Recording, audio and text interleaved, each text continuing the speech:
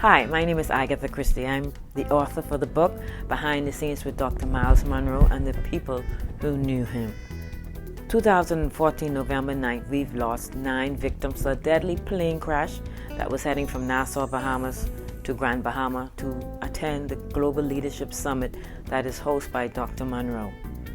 Sad to say, they never made it because of the plane crash. In that plane crash was Dr. Myles and Ruth Munroe, Dr. Richard Pinder, Stanley Thurston, Frakan Cooper, Levad and Riddell and Jojo Parks and Diego. Today makes 6 years they have left us. And in missing those, I decided to take pen to paper and write about the memoirs of Dr. Munroe.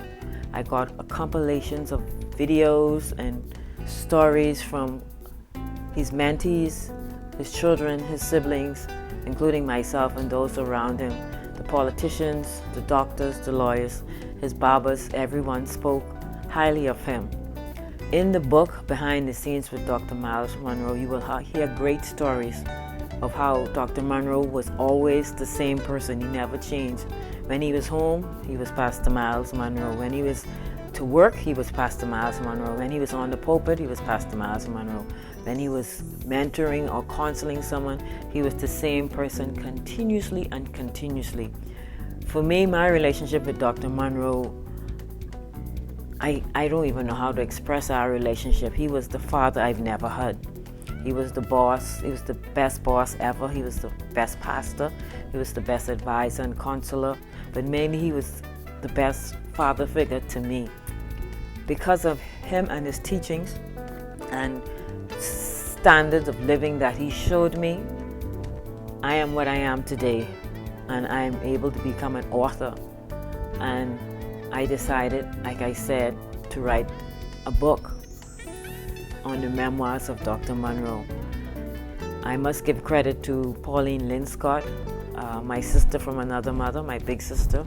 I was visiting her in Detroit, and we were sitting at a table, just sitting down talking about the late Dr. Myles Munroe and Ruth Munroe and how a blessing they were. And she was like, Agatha, why don't you just write a book? You knew him very well, and people would love to hear the stories about Dr. Munroe behind the scenes and what he was all about. And so here it is today, a year later, I've introduced the book Behind the Scenes with Dr. Myles Munroe. And go ahead and get your copy, as you see right here. You can get it on Amazon. You could get a Kindle. I'm working on audio for those who don't want to read but like to hear. We're working on the audio for this book. And I want to say thank you for those who contributed in the book and those who contributed in purchasing the book. I want to say thank you. Here are some little clips, nuggets from the book from the persons who contributed and sharing what Dr. Munroe meant to them. May you be blessed, and go ahead and make your purchase on Amazon and get your copy today. Any man can be a father, you know. He can just give some sperm. He's an automatic father. But it takes a true man like Myles Munroe to be a daddy. And I'm talking about my dad, so I can say that. But, you know, he, as busy as my dad was from childhood to now, he always remained daddy. He had time for us, spent time with us, always made sure that our needs were met and that we were happy before he went on the road, before he made sure the church was happy, before he made sure the government was happy, before he made sure the business world was happy, he made sure his home was happy. He made sure my mom was happy, and then he was a happy man to make every other arena and every other setting of life happy. And so having him at home was awesome. There is no question that so many good things I think about, so many good ways I think, so many things I believe about what is right and wrong in the world, I believe because of Dr. Myles Munroe. And it is also true that notwithstanding that he is gone, there are any number of things I do, for good or for ill, deliberately or unintentionally, that I think about him commenting on what I do. And so he is ever my mentor. He is ever in my conscience. And I even from time to time think that in that cloud of witnesses that there is Dr. Myles Munroe. And, his approval mattered. He's not a person with airs and,